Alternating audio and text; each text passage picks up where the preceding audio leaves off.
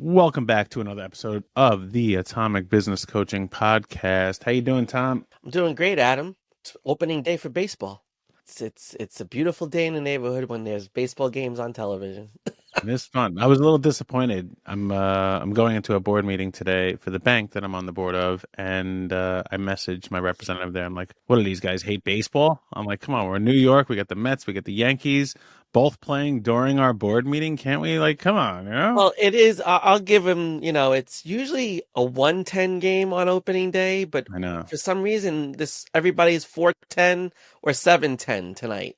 And the Mets are in Houston, so it's 310. Mm. Kind of weird, but okay, whatever. It is what it is. I wonder who made that decision. It's always been a day game. It's always been a 1 o'clock day game. Get out your ski caps. We went last year. I had to buy my son a ski cap for it. So yeah, but I got more important things to do. The Mets will handle their business, but I got to handle mine. And like I said, I'm going to a board meeting, and this is for a financial institution, a bank that I sit on their board as the advisory board. But you and I do a lot of board meetings for our clients. It's one of the things that we provide in our Simple CEO system is board meetings. So I want to talk a little bit about the importance of board meetings and what you're really supposed to be looking at, the way that traditional companies do it, and then the way that we offer it to our clients. Because the purpose, like tonight, what I'm going to do is we're going to get a state of the company. Like, where is this bank? Where are they at? What are they doing? How are things operating? What's on the horizon for the future? What obstacles do we believe are going to get in our way? What problems did we have over the past quarter? Did we make profit? Did we hire employees? Who do we have to bring on to support the system? Who do we have to let go of because things have things have happened? And the idea is a group of people get together, stakeholders in your company, and you're really discussing on how do we maintain and grow this business? How do we use our resources to the best of their ability? And what new resources do we have to pay for? And that's really what a board meeting is. And I don't care if you're a multi-billion-dollar bank or you're a mom and pop shop or you're a solopreneur sitting at home, you have to go through this process with yourself. And that's why Tom and I do it, right? We go through this with our clients a little bit differently. We look at the business, but then we also look at the owner and how is their life and how are they operating in this. And the way that we perform this is the same as a traditional board meeting, but we're looking at the entity and the owner. And it's really important to assess what's going on with all of these things. So what do you feel is going on with the board meetings that we provide for our clients? Well, I think it's a bit unique in the sense that we do spend time looking at the person, the individual, as well as the business as a whole, right? Where it's a holistic board meeting. It's almost like a board meeting for your life and your business. And that's a little bit different than traditional board meetings, but they're so instrumental in giving us the opportunity to really provide advice for people and if they're struggling with certain things, to coach them through those things that they're struggling with. And, it's really a very important thing to do. And not enough people take a moment every once in a while to reflect on where is their business at? Where is their life at? Where are they going? What are the goals that they're trying to achieve? People tend to, as solopreneurs and small companies, they just tend to go and just do things. They don't necessarily go and plan. They don't necessarily understand everything that's happening. They don't know their numbers. And I think our board meetings have really built a beautiful construct of what it really takes to be the CEO of your organization, right? Because my experience of board meetings is a little different than yours. I've been involved more with nonprofit board meetings where the main role of the board is governance and making sure that the CEO who the board has hired is carrying out everything that needs to be carried out based on the strategic plan and the strategy of the organization on a larger level. And I feel like we're doing the same thing. We're giving the CEOs of their companies this advice and this governance too of how they should be running their company. We're not necessarily involved in all the decision making that they are doing, but we are recommending certain things, and it really helps a lot of them to feel like, oh, I'm on top of my business. I know what my business is about. And these are the action lists that I need to take, this is action that I have to take in order to move to the next level. And okay, and that's what the beauty of our board meetings is everybody walks away with an action item list, right? We have two different types of action items. We have tasks and we have habits, because as coaches, essentially, we are trying to help CEOs form better habits. And a lot of times what comes up in our discussion are things that they need to create as habits so that they can sustain the life of their business in the long run. And the board meeting is an opportunity to do that. Yeah, and really if I to summarize it up for me is the importance of these board meetings for our clients is that it finally gives them a space to sit back for 2 hours and assess and really look at what's going on. Because we're in it every single day. We're in our businesses and we have to put out all the fires and get excited about all the opportunities and make all the money. But the culmination of all that needs its own place. And whether you're going to go ahead and do this on your own once a month, once a quarter, once a year, it really should be done on a regular frequency so you can then decide on three major things. And those three major things that we look at is what got you to where you are now? Like, what did you do in the past? The middle part of this is, okay, well, where are we and how do we maintain this? And then the final part is really how do we go ahead and get where we want to go? And if you just had a simple framework of those three, how did we get here? Where are we? How do we maintain it? And what are we going to do to get where we want to go? That's going to allow you at least to start analyzing and using that information to make better decisions. And that's the key point, right? And that's one of the things I wanted to talk about is how decisions are often made very short-sighted by newer business owners. I'm seeing a pattern that a lot of business owners just make these haphazard decisions, and most of them are made out of fear, or they're made out of lack of money, or they're made out of some chaos in their world or their business. And the decisions are not good decisions for the life of the business. And what the board meeting really allows them to do is to learn how to be more strategic, more planned out. We do forecasting in the finances and teach people how to forecast their expenses and forecast what's in their pipeline. And all of those things without the board meeting lead to these haphazard decisions. And when they are in the board meeting and they see where they're trying to go and making longer term goals and have better vision for their business, they can start to make better decisions, because we cannot make decisions out of fear. And I think that's one of the biggest things that comes up often in most of these business owners that we're working with, is they're making decisions always out of fear. Mm-hmm. Where a board meeting and what we do allows for better structure for decision making, so that the decisions, they're not all going to be easy. They're going to be difficult decisions. But because we take the time to examine the full business, you're able to really make an informed decision. And that's what we want to get all business owners to, is making these informed decisions, because you can cost yourself a lot of headache, a lot of stress, a lot of energy, and literally burn yourself out because you're making too many haphazard decisions when there is an opportunity to make better informed decisions. If you're starting to realize that you are having this getting in the way of yourself problem, then you need a little bit of help with your sabotaging behaviors. So go to atomicbusinesscoaching.com, check out what we do, how we do it, and we will help you to get out of your own way so that you can move your business forward. I mean, we had clients just recently start making decisions that were uninformed, and it negatively affected them, right? It put them in what they thought they were solving a problem, and they actually were in that moment. It caused chaos in the rest of their business because it had these negative consequences to so many other things that they were doing. And it's like if you're all of a sudden, like, take money for an example. If you're taking money and spending it on one thing and solving that problem, that's great. But if you didn't understand why you were making that decision, because you made it kind of reactionary and you didn't look at, like, well, why are we making these decisions? Well, this person actually then hurt another part of their business and put themselves in a situation that was almost worse than if they did anything at all. If they would have just left things alone, they would have been okay. But now they had to recover from a problem where they made a decision that they thought would help. And it's like, and then they start to get kind of imposter syndrome, and they're worried, like, wow, I'm making all these bad decisions. Maybe I'm not cut out for this. And it's not that.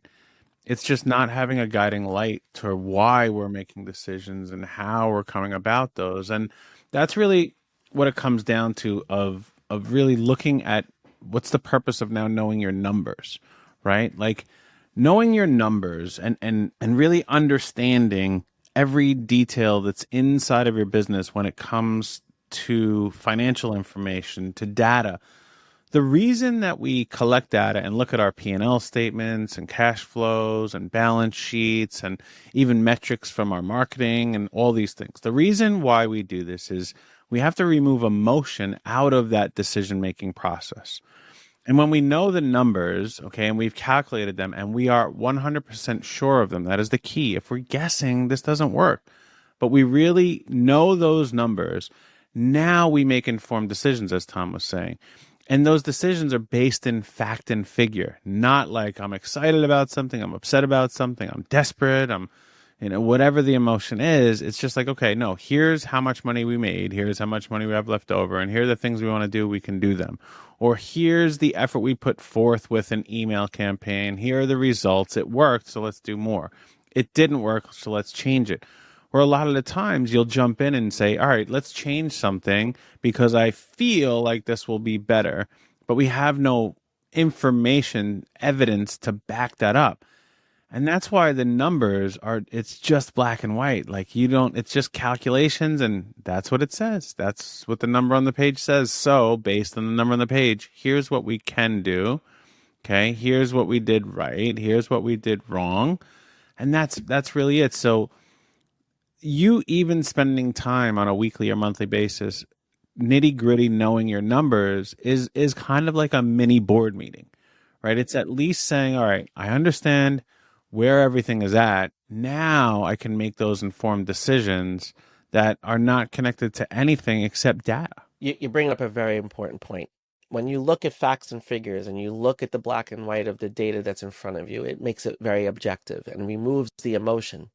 When we make a lot of decisions out of fear, we're just slapping Band-Aids on things and hoping that it's going to fix, right? You have a cut and you're hoping a Band-Aid is going to stop the bleeding. Well, we obviously know that that's not always the case. And in order to really stop the bleeding, you got to put a tourniquet on the arm so that the bleeding can stop.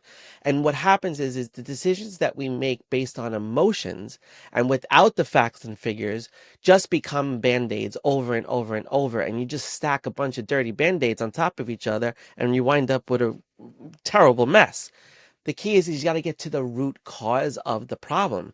And what looking at your numbers and understanding your numbers and knowing how to forecast the numbers for the next couple of months will allow you to make more objective decisions and not manage your business based on emotion, but really base it in facts and figures.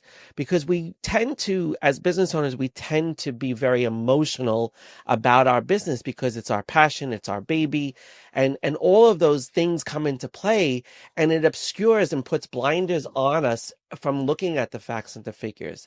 And that's one of the beautiful things about the board meetings themselves is it's an opportunity to sit back every month and say, okay, how much did I make? How much did I spend? And what do I need to do better next month so that I make the profit I want to make and so that I have enough money to make payroll and do all the things that I need to do to operate my business.